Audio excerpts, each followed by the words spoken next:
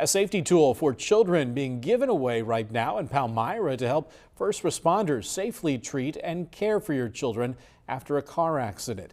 The Palmyra Fire Department teamed up with local partners to distribute Roth ID tags for car seats. The tags have contact and medical information if a child needs to be treated.